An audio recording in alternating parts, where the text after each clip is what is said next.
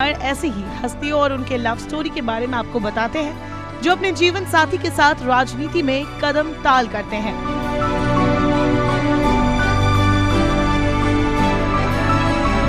तो पहला नाम है सपा प्रमुख अखिलेश यादव और उनकी पत्नी डिम्पल का।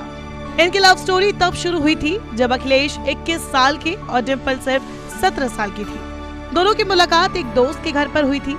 डिम्पल लखनऊ यूनिवर्सिटी से कॉमर्स की पढ़ाई कर रही थी और अखिलेश ऑस्ट्रेलिया से इंजीनियरिंग में मास्टर्स की डिग्री के लिए जाने की तैयारी कर रहे थे। पढ़ाई के लिए सिडनी जाने के बाद भी अखिलेश हमेशा डिम्पल के कांटेक्ट में रहे। अखिलेश वहां से डिम्पल के लिए लव लेटर और ग्रीटिंग कार्ड भेजते थे। ये सिलसिला करीब 4 साल तक चला। जब अखिलेश पढ़ाई पूरी करके वापस लौटे तब तक उन्होंने शादी का मन पूरी तरह से बना लिया था। हालांकि मुलायम सिंह यादव इस रिश्ते के लिए तैयार नहीं थे, लेकिन अखिलेश भी डिम्पल से शादी करने पर अड़े हुए थे। आखिरकार बहुत सोच विचार के बाद मुलायम सिंह शादी के लिए राजी हो गए। डिम्पल का परिवार आर्मी बैकग्राउंड से है, पिता कर्नल थे और डिम्पल का परिवार उनके फैसले के साथ था। फिर 24 नवंबर 1999 को अखिलेश और डिम्पल की शादी हो गई। अब अखिलेश की राजनीति में सभी महत्वपूर्ण कामकाज डिम्पल ही संभालती है। वह अखिलेश के पिता मुलायम सिंह यादव ने खुद साधना गुप्ता से प्रेम विवाह किया था। उनके छोटे बेटे प्रतीक भी स्कूल टाइम में अपर्णा को दिल दे बैठे थे। अपर्णा उनके स्कूल में नहीं पढ़ती थी, लेकिन स्कूल फंक्शंस में उनकी मुलाकातें होती रहती थी। शुरुआती दिनों की बात है, एक दोस्त की बर्थडे पार्टी में प्रतीक ने पहली बार अपर्णा का ईमेल एड्रेस लिया था। अपर्णा उस वक्त ये नहीं जानती थी कि प्रतीक मुलायम के बेटे हैं और अपर्णा ने उन्हें मेल एड्रेस दिया। कई दिनों के बाद उन्होंने अपना मेल चेक किया तो उसमें प्रतीक के मैसेजेस मिले जिनमें उन्होंने प्यार का इजहार किया था। अपर्णा और प्रतीक ने इसके बाद मिलना शुरू किया। 8 साल की मुलाकातों के बाद दोनों की 2011 में सगाई हुई और 2012 में दोनों शादी के बंधन में बन गए। यादव परिवार के करीबी बताते हैं कि मुलायम ने अखिलेश प्रतीक के बीच एक समझौता कराया था कि प्रतीक बिजनेस संभालेंगे और अखिलेश राजनीति। हालांकि प्रतीक खुद तो कभी पॉलिटिक्स में नहीं आए, लेकिन उन्होंने अपर्णा को राजनीति में आने से नहीं रोका, बल्कि हमेशा ही उन्होंने अपर्णा को सपोर्ट किया।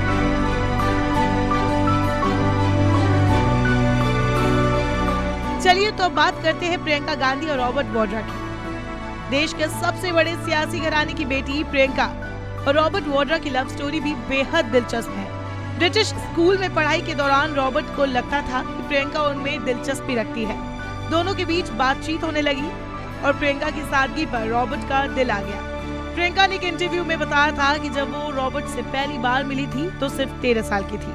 वो उनसे वैसे ही मिलते थे जैसे दूसरे दोस्तों से मिलते थे। ये बात उन्हें पसंद आई।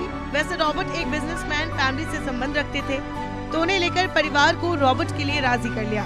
वहीं दूसरी तरफ रॉबर्ट के पिता भी इस रिश्ते से खुश नहीं थे, लेकिन बाद में वो भी मान गए और 18 फरवरी 1997 में प्रियंका और रॉबर्ट शादी के बंधन में बन गए।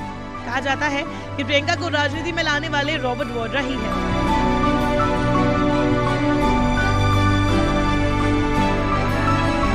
अब बात नंद गोपाल गुप्ता, नंदी और अभिलाषा की। तो ये दोनों प्रयागराज के लोहिया पांडे के हाथा में वेसेंट नर्सरी स्कूल में पढ़ते थे। इनका घर भी एक ही गली में है, लेकिन कुछ दिनों बाद स्कूल बदला तो साथ भी छूट गया।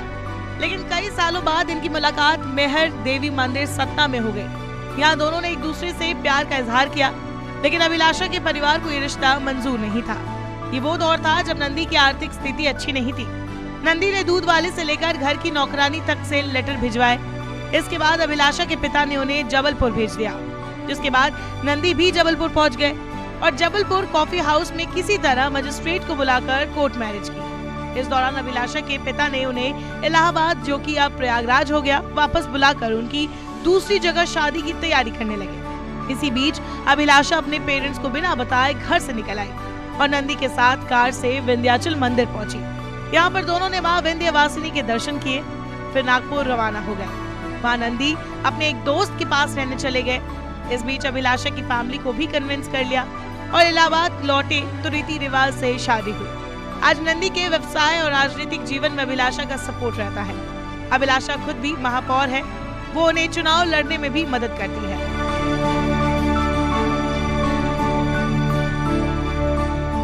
अब बात जतिन प्रसाद और नेहा की। 2010 में तत्कालीन पेट्रोलियम मंत्री जतिन प्रसाद ने लखनऊ की पत्रकार नेहा सेठ से शादी करने का ऐलान करके सबको चौंका दिया था। 4 साल के प्रेम संबंध के बाद दोनों ने 16 फरवरी को 7 फेरे लिए थे। नेहा के घर जतिन के कहने पर शादी का प्रपोजल उनके परिवार ने भेजा था। नेहा की मां ने एक बार बताया कि वो नेहा से बहुत नाराज थी क्योंकि उस वक्त वो हर शादी के प्रस्ताव को ठुकरा रही थी। और आखिरकार जब नेहा ने जतिन के साथ रिश्ते को हाँ की तो ऐसे में घर वालों ने भी तुरंत रजामंदी दे दी। वही दून से स्कूलिंग और IIM दिल्ली से MBA करने के बाद जतिन ने अपने पारिवारिक सियासी विरासत को संभाल लिया था। पत्नी नेहा ने लखनऊ के लॉ मार्टिनियर गर्ल्स कॉलेज से पढ़ाई की। उन्होंने मुंबई से मास कम्युनिकेशन का कोर्स भी किया और अभी नेहा एक लेखिका है और फ्रीलांस राइटर के तौर पर मैगजीन्स में लिखती है। नेहा ने कई सारी किताबें भी लिखी है।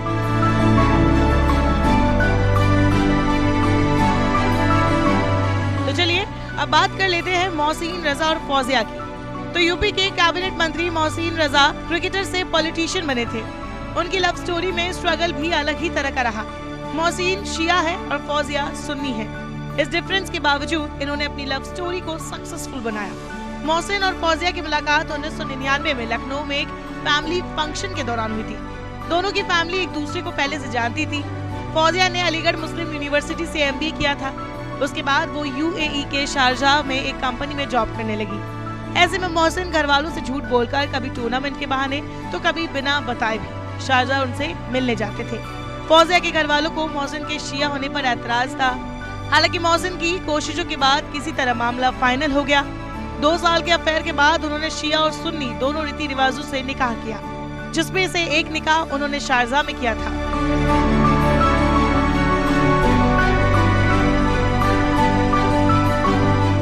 आखिर में बात दयाशंकर सिंह और स्वाति सिंह की। इन दोनों की लव स्टोरी सत्ता के गलियारों में भी चर्चित रही है। झारखंड के बोकारो से ताल्लुक रखने वाली स्वाति सिंह लखनऊ यूनिवर्सिटी से पढ़ाई कर रही थी।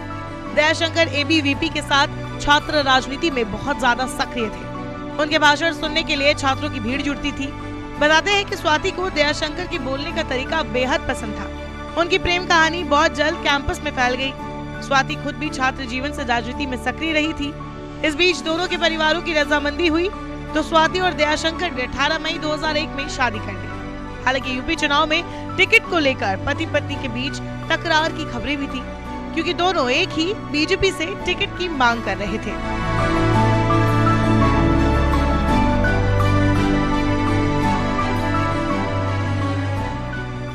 अपने शहर, अपने प्रदेश की ताज़ा खबरों के लिए लाइक करें, शेयर करें, सब्सक्राइब करें और हाँ, बेल आइकन दबाना ना भूलें, क्योंकि खबर हमारी, फैसला जनतंत्र का।